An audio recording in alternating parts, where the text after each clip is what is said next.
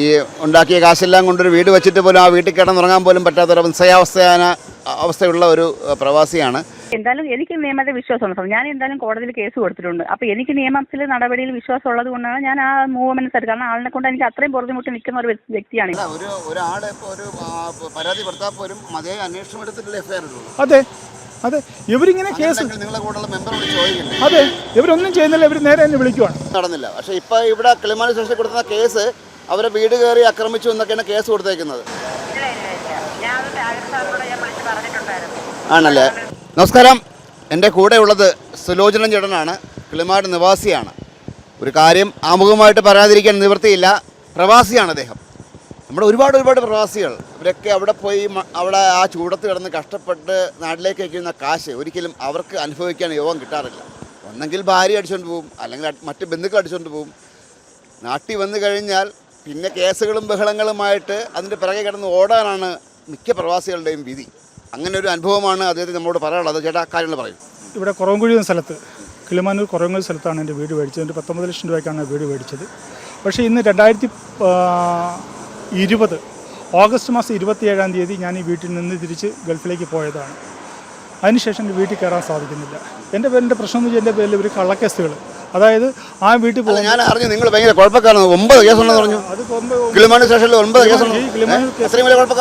ഇല്ല, കിളിമാനൂർ സ്റ്റേഷനിൽ കുഴപ്പക്കാരെന്ന് പറഞ്ഞു കഴിഞ്ഞാൽ ഇവർ ഉണ്ടാക്കുന്ന കള്ളക്കേസുകളാണ്. അതായത് എൻ്റെ വീട്ടിൽ എനിക്ക് പിന്നെ പറ്റാത്ത, അതെ താമസിക്കാൻ പറ്റുന്ന അവസ്ഥയാണ്. അതെ അതെ അതെ അതെ അതായത് ബന്ധുക്കളും പിന്നെ അമ്മായിപ്പനും അമ്മായിയും ഒക്കെ മറ്റാൾക്കാരെ എൻ്റെ വീട്ടിൽ വിളിച്ചുകൊണ്ട് വരികയും അതിൽ നിന്ന് എതിർക്കുകയും ചെയ്യുന്ന സമയത്ത് ഈ പോലീസ് സ്റ്റേഷൻ്റെ പൂർണ്ണമായ സ്വാധീനത്തോട് എനിക്കെതിരെ കള്ളക്കേസുകൾ എടുക്കുകയാണ് ചെയ്യുന്നത്. ഇപ്പോൾ 2020 ശേഷം 5-ാമത്തെ വർഷം ഒരു കോടതി ആവശ്യമായിട്ടാണ് ഞാൻ എൻ്റെ വീട്ടിൽ പോയത്. ഒരു ഫോട്ടോ എടുക്കേണ്ട ആവശ്യമായിട്ടാണ്. അതായത് ഇഞ്ചക്ഷൻ ഓർഡർ ഉണ്ട്, ഇവർക്ക് എതിരെ കോടതി ഇഞ്ചക്ഷൻ ഓർഡർ ഉണ്ട്. ആ വീട്ടിൽ അവർ താമസിക്കുന്ന ഇഞ്ചക്ഷൻ ഓർഡർ ഉണ്ടായിരുന്നു. അപ്പോൾ അതിൻ്റെ പ്രോസിക്യൂഷൻ കേസ് നടക്കണം. ആ പ്രോസിക്യൂഷൻ കേസിൻ്റെ ആവശ്യമായിട്ടൊരു ഫോട്ടോ എടുക്കണമായിരുന്നു എനിക്ക്. ഇവരവിടെ താമസം ഉണ്ടെന്നുള്ളത് കോടതിയെ തെളിയിക്കണം. കോടതിക്ക് തെളിവുകളാണ് വേണ്ടത്. അപ്പോൾ തെളിയിക്കേണ്ടത് ആവശ്യമായിട്ട് ഞാൻ പോയതാണ്. ഞാനും പഞ്ചായത്ത് മെമ്പറും കൂടെ, പഞ്ചായത്ത് മെമ്പർ ചെമ്പകശ്ശേരി പഞ്ചായത്ത് മെമ്പർ ഗിരിജ എന്ന് പറയുന്ന മെമ്പറുമായിട്ടാണ് ഞാൻ പോയത്. ആ പോയ സമയത്ത് ഇവർ അതിനുശേഷം ഈ കിളിമാനൂർ സ്റ്റേഷനിൽ വന്നിട്ട് ഞാൻ അവരെ കയറി അടിച്ചു, ഇടിച്ചു, ആക്രമിക്കാൻ ചെന്നു, ബലാത്സംഗം ചെയ്യുന്ന കേസ് കൊടുത്തേക്ക്. ഇവിടെ അല്ല, അമ്മായിയമ്മയെ അടിച്ചു, ഇടിച്ചു, ചീത്ത വിളിച്ചു എന്ന് പറഞ്ഞ് ഇന്നലെ ഒരു പോലീസുകാരനെ വിളിക്കുവാണ്. ഇവിടുത്തെ ഒരു പോലീസ് വിളിച്ചു. ഞാൻ വന്നു. ഞാനിവിടെ വന്ന ശേഷം ഈ പോലീസുകാർ, ഇവിടെ ഈ കിളിമാനൂർ പോലീസുകാർ പറയുന്നതെന്ന് പറഞ്ഞു കഴിഞ്ഞാൽ നിങ്ങൾ പൊയ്ക്കോ. ഞാൻ അവിടുത്തെ 3 വട്ടം പറഞ്ഞ് ഈ പ്രതി ആൾക്കാരെ വിളിച്ചു വരുത്തത്തില്ല. അവർ വന്നിട്ട് നിങ്ങൾ പൊയ്ക്കോ, നിങ്ങളെന്തിനാ പിന്നെ ഇവിടെ നിൽക്കുന്നത്, അല്ലെങ്കിൽ ഇവിടെ വെളിയിൽ നിന്നോ എന്നുള്ള വർത്തമാനമാണ് ഇവർ പറഞ്ഞുകൊണ്ടിരിക്കുന്നത്. ഇവരാണ് ഏറ്റവും കൂടുതൽ, അതായത് ഇവരുടെ ശല്യം സഹിക്കാൻ വയ്യാതെ ഞാൻ ഇവിടുന്ന് പോയതാണ്. ഇവർ ഒരുപോലെ കേസുകളെടുത്ത് എൻ്റെ മണ്ടയ്ക്ക് ഇട്ടിട്ട് നശിപ്പിച്ചതിന് അവസാനം ഞാൻ ഇന്ത്യൻ എംബസിയുടെ പിന്നെ സഹായത്തോട് വേണ്ടി എൻ്റെ വീട്ടിൽ വീണ്ടും താമസിക്കുന്നത്. മെമ്പറെ നമസ്കാരം. ഗിരിജാ മെമ്പറല്ലേ? മെമ്പറെ, ഞാൻ വിസ്മയ ന്യൂസിൻ്റെ റിപ്പോർട്ടറാണ്, ശ്രീജിത്ത് മാരാർ. ഇപ്പോൾ നമ്മുടെ ഈ സുലോചന ചേട്ടനെതിരെ ഒരു കള്ളക്കേസെടുത്ത് പരാതി ഉണ്ടെന്ന് പറഞ്ഞിട്ടാണ് പുള്ളി നമ്മളെ വിളിച്ചത്. അപ്പം അന്ന് ഈ ഫോട്ടോ എടുക്കാൻ പോകുന്ന സമയത്ത് മെമ്പറും കൂടെ ഉണ്ടായിരുന്നോ? ആ വീടിൻ്റെ ഫോട്ടോ എടുക്കാൻ പോയെന്ന് പറഞ്ഞു, അവരുടെ താമസിക്കുന്നതിന് തെളിവ് കാണിക്കാൻ വേണ്ടിയിട്ട്. ഒരു ദിവസം എൻ്റെ കൂടെ ഫോട്ടോ എടുക്കാൻ പോകണമെന്നല്ല പറഞ്ഞത്. പിന്നെ എന്തിനാ അവരെ വീട്ടിൽ താമസിക്കുന്നത്, മാനം കൊടുക്കണമെന്ന് പറഞ്ഞ് അതിൻ്റെ ഒരു പേപ്പർ കൊടുക്കാമെന്ന് പറഞ്ഞാണ് എന്നെ വിളിച്ചോട്ട് പോയത്. അപ്പം ഞാൻ പോകുമ്പോൾ താഴെ പോലീസ് ഉണ്ടായിരുന്നു, അവിടെ ഒരു ആക്സിഡൻറ്റ് ഉണ്ടായിരുന്നു. ഞാൻ സാറിനോട് പറഞ്ഞിട്ടാണ് കയറി പോയത്. അപ്പം പറഞ്ഞു ശരി പോയിട്ട് പറയുന്നു പറഞ്ഞു. ഇപ്പം അദ്ദേഹത്തിനെതിരെ വീട് കയറി ആക്രമിച്ചു എന്ന് കേസ് ഇവിടെ കൊടുത്തു. മെമ്പർ സാക്ഷിയായിരുന്നോ? അദ്ദേഹം വീട് കയറിയല്ലോ ആക്രമിച്ചു ആരെങ്കിലും? എനിക്ക് സാക്ഷിയൊന്നും കോടതിയിലൊന്നും വരാനൊന്നും പറ്റത്തില്ല. പക്ഷേ ആണോ? അപ്പം സംസാരമോ ബഹളോ വല്ലതും നടന്നോ അവിടെ? ഒന്നും നടന്നില്ല. പക്ഷേ ഇപ്പം ഇവിടെ കിളിമാനൂർ സ്റ്റേഷനിൽ കൊടുക്കുന്ന കേസ് അവരെ വീട് കയറി ആക്രമിച്ചു എന്നൊക്കെയാണ് കേസ് കൊടുത്തേക്കുന്നത്. ആണല്ലേ? അപ്പം ഇത് വാസ്തവവിരുദ്ധമാണ്, ഈ കേസ് വാസ്തവവിരുദ്ധമാണ്. ശരി മെമ്പറെ, അതൊന്ന് അറിയാൻ വേണ്ടി വിളിച്ചാണ്. എല്ലാ വശവും നമ്മൾ നോക്കണമല്ലോ, എല്ലാവരെയും വിളിച്ചു. അതിനുശേഷം പിന്നെ 2020 പോയ ശേഷം ഡിവോഴ്സിന് വീണ്ടും പെറ്റീഷനൊക്കെ വന്നതിന് ശേഷം പിന്നെ ഞാൻ വന്നിട്ടില്ല, ഈ നാട്ടിലേക്ക് വന്നിട്ടില്ല. ഇപ്പോൾ അത്യാവശ്യ ഒരു ഘട്ടത്തിലാണ് ഞാൻ വരുന്നത്. എൻ്റെ അഭിഭാഷകൻ പറഞ്ഞിട്ടാണ് ഞാൻ വരുന്നത്. അഭിഭാഷകൻ സുരേഷ് ബാബുവാണ്. നമ്മുടെ പുനലൂരിലെ സുരേഷ് ബാബു സാറാണ്. അദ്ദേഹം പറഞ്ഞിട്ടാണ് ഞാൻ വരുന്നത്. അപ്പോഴാണ് ഈ പോലീസ് സ്റ്റേഷൻ വീണ്ടും എനിക്കെതിരെ കേസെടുക്കുന്നത്. ഇവർക്ക് എന്തിനാണ് ഇത്ര കേസെടുക്കുന്നത്? ഞാൻ എന്താണ് ഇവർക്ക് അവരുമായിട്ട് എന്താണ് ഇവർക്ക് സപ്പോർട്ടുള്ളത്? എന്തിനാണ് ഇവരിങ്ങനെ ചെയ്യുന്നത്? അതെ അതെ, ഇവരിങ്ങനെ കേസ് അതെ, ഇവരൊന്നും ചെയ്യുന്നില്ല. ഇവർ നേരെ എന്നെ വിളിക്കുവാണ്. അതെ, ഇവരൊന്നും നേരെ വിളിക്കുവാണ്, നിങ്ങൾ വാ. ഞാൻ വന്നപ്പോഴത്തേനും ഇപ്പം പറയാം അവർ വിളിക്കത്തില്ല എന്ന് പറയുന്നത്. എന്താണ് അവരുടെ പ്രശ്നം? എന്തിനാണ് അവർ ഈ പോലീസ് സ്റ്റേഷനിൽ വിളിച്ചു വരുന്നത്?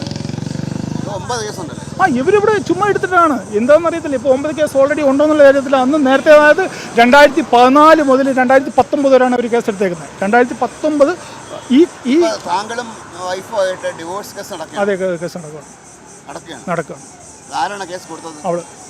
അവരാണ് അവർ കൊടുത്തതെന്ന് പറഞ്ഞു കഴിഞ്ഞാൽ അവർക്ക് പിന്നെ ഇവരുടെ ഈ ദുർനടപ്പും പ്രശ്നങ്ങളൊക്കെ ഞാൻ ഒരുപാട് എതിർത്തിരുന്നു. ആ സമയത്ത് ഈ സ്റ്റേഷൻ കേസുകൾ അതെ അതെ അതെ അതെ അതെ അതെ കാരണങ്ങളെന്ന് പറഞ്ഞു കഴിഞ്ഞാൽ ആ വീട്ടിൽ ജീവിക്കാൻ പറ്റാത്തൊരു സാഹചര്യമായിപ്പോയി. അതിൻ്റെ കുറേ പ്രശ്നങ്ങളും കുടുംബപരമായിട്ടുള്ള കാര്യങ്ങളും പ്രശ്നങ്ങളൊക്കെ ആയിപ്പോയി. അതിനനുസരിച്ചാണ് പിന്നെ അവരാണ് ഡിവോഴ്സ് ആവശ്യത്തിന് ഫയൽ ചെയ്യുന്നത്. പിന്നെ അതിനകത്ത് അവർ ഇഞ്ചക്ഷനൊക്കെ ഇട്ടു. പിന്നെ അവിടെ പോകണ്ടെന്നുള്ള തീരുമാനത്തിലാണ് നിന്നത്. ഇപ്പോൾ അവിടെ തന്നെ ഈ വീട്ടിൽ തന്നെ, ഞാൻ എൻ്റെ വീട്ടിൽ തന്നെ. ഇതൊക്കെ കാണുമ്പോൾ എനിക്ക് ഓർമ്മ വരുന്നത് പത്തേമാരി എന്നുള്ള സിനിമയാണ്. കാരണം ജീവിതത്തിൻ്റെ നല്ല ഭാഗം മൊത്തം എന്താ പറയുക, വിദേശത്ത് ജീവിച്ച് മക്കൾക്കും ഭാര്യയ്ക്കും വേണ്ടി ജീവിച്ചൊരു അവസാനം ആഗ്രഹിച്ച് വേണ്ടത് സ്വന്തം വീട്ടിൽ ശവം പോലും അടക്കാൻ പറ്റാത്ത ഒരു അവസ്ഥയിലേക്കാണ് ആ സിനിമ പോകുന്നത്. ആ സിനിമയാണ് എനിക്കിപ്പോൾ ഓർമ്മ വരുന്നത്. ചേട്ടാ ഇപ്പോൾ എന്താ പരിപാടി? ഇപ്പോൾ തിരിച്ച് പോകണ്ടേ ചേട്ടന്? എവിടെ? ഗൾഫിലേക്ക് പോകണം. എനിക്ക് പോകണം. അല്ല, കേസ് ഇപ്പം ഡിവോഴ്സ് കേസ് നടന്നുകൊണ്ടിരിക്കുകയാണല്ലോ. ഇപ്പോൾ ഇവരിതൊരു കേസ് എടുത്തിട്ടില്ല. അത് ഇവരിതുവരെ അവർ വിളിച്ചു വരുത്തിയിട്ടില്ല. അവർ വിളിച്ചു വരുത്തിയിട്ട് എന്താണെന്നുള്ള എങ്ങനെയാണ് പിന്നെ താങ്കളുടെ ഭാര്യയ്ക്കും കുടുംബത്തിനും ആ ഒരു സ്റ്റേഷനിൽ ഇത്രയും സ്വാധീനം വരാനുള്ള കാര്യം എന്താണ്? ഇവർ ഇവിടുത്തെ നല്ല സ്വാധീനമാണ്. ഈ NCP എന്നൊരു പാർട്ടിയുടെ മെമ്പർ, പിന്നെ ഏതോ ഒരു നേതാവാണ് ഈ പിന്നെ അമ്മായിപ്പൻ. അതുപോലെ തന്നെ ഇയാൾ ഈ സ്റ്റേഷനിൽ ഒരു നിത്യ സന്ദർശകനും ഒരു നല്ല പരിചയക്കാരനും ഒക്കെ ആയിരുന്നു. പിന്നെ ഇവരുടെ ഒരു ബന്ധു നേരത്തെ ഒരു SHO ഒരു മറ്റൊരു സ്ഥലത്ത് ഒരു SHO ഓൾറെഡി ഉണ്ട്. അങ്ങനെയുള്ള സ്വാധീനമുണ്ട്. അങ്ങനെ രാഷ്ട്രീയപരമായിട്ടും പോലീസിലും ഒക്കെ ഉള്ള സ്വാധീനം അനുസരിച്ച് നിസ്സഹായത തീർച്ചയായിട്ടും വെളിപ്പെടുത്തി. അവർക്ക് മനസ്സിലാകത്തൊന്നുമില്ലല്ലോ. ഇവർക്ക് എന്ത് നിസ്സഹായാവസ്ഥ ഇവർക്ക് മനസ്സിലാകത്തില്ല. ഇവരുടെ പ്രശ്നങ്ങളെന്ന് പറഞ്ഞു കഴിഞ്ഞാൽ ഇവർ ഇങ്ങനെ പിന്നെ എന്ത് നിരവധിത്വമായാലും ഇവർ വിളിച്ചു വരുത്തുക, എന്നിട്ട് തെറി വിളിക്കുക, ചീത്ത വിളിക്കുക, ഉപദ്രവിക്കാൻ പറ്റുമോ ഉപദ്രവിക്കുക, ഇതൊക്കെയാണ് ഇവരുടെ പരിപാടി. അതിനനുസരിച്ചാണ് ഞാൻ ഈ നാട്ടിൽ ഒരിക്കലും മാറത്തില്ല. ഇവരൊരിക്കലും മാറാത്ത വിഭാഗമാണ്. അതിനനുസരിച്ചാണ് അവർ ഇവിടുന്ന് പോയത്. വീണ്ടും അവരെന്നെ വിളിച്ചു വരുത്തുകയാണ്. എന്തിനാണെന്നുള്ളത് എനിക്കറിയത്തില്ല. പക്ഷേ ഞാനെ വിളിച്ചു വരുത്തുക. ഞാനിവിടെ 9 മണിയോട്ട് വന്ന് നിൽക്കുകയാണ്. 9 മണിയോട്ട് ഇവിടെ വന്ന് നിൽക്കുകയാണ്.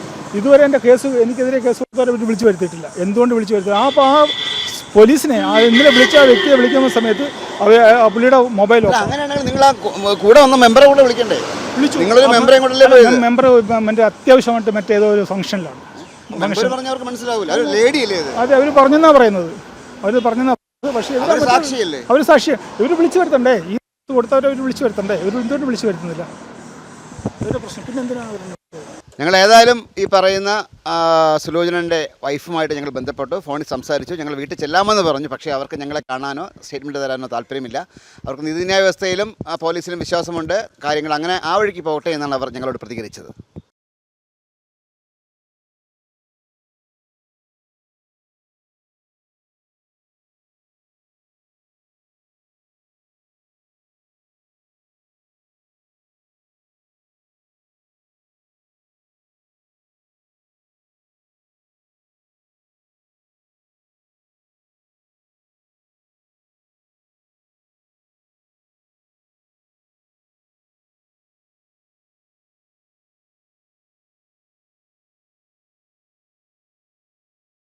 നമ്മുടെ പോലീസൊക്കെ ഒരുപാട് മാറാനുണ്ടെന്നാണ് സുലോചന ചേട്ടനും പറയുന്നത്. കാരണം അദ്ദേഹം ഒരു പ്രവാസിയാണ്. ഈ ഉണ്ടാക്കിയ കാശെല്ലാം കൊണ്ടൊരു വീട് വെച്ചിട്ട് പോലും ആ വീട്ടിൽ കിടന്നുറങ്ങാൻ പോലും പറ്റാത്തൊരു അവസ്ഥയുള്ള ഒരു പ്രവാസിയാണ്. ഏതായാലും അദ്ദേഹം രാവിലെ 9 മണി തൊട്ട് വന്ന് നിന്നിട്ട് 11 മണി കഴിഞ്ഞതിന് ശേഷവും പരാതിക്കാരെയൊന്നും വിളിച്ചു വരുത്തുന്നില്ല. അങ്ങനെയാണ് അദ്ദേഹം നമ്മളെ വിളിച്ചത് എപ്പോഴാണ് ഞങ്ങളവിടെ എത്തിയത്. ഏതായാലും അധികൃതർക്ക് ശ്രദ്ധിക്കുക. കാരണം ഒരു പ്രവാസിയുടെ ദുഃഖവും കാര്യങ്ങളൊക്കെ മനസ്സിലാക്കാൻ ശ്രമിക്കുക. അവിടെ പോയിട്ട് ചൂടിക്കിടന്ന് പണിയെടുത്ത് കൊണ്ടുവരുന്ന കാശാണ് ഇപ്പോൾ കയ്യിൽ നിന്ന് പോയിട്ട് ഒന്നുമില്ലാതെ നിൽക്കുന്നത്. അത് മാത്രമല്ല കള്ളക്കേസുകൾ 9 എണ്ണം എന്നാണ് അദ്ദേഹം ആരോപിക്കുന്നത്. മതിയായ പരിഹാരം ഉണ്ടാവണം. വിസ്മയസിന് വേണ്ടി ക്യാമറമാൻ അരുൺ സാറിനൊപ്പം ശ്രീത് മാരാർ സൈനിങ് ഓഫ്.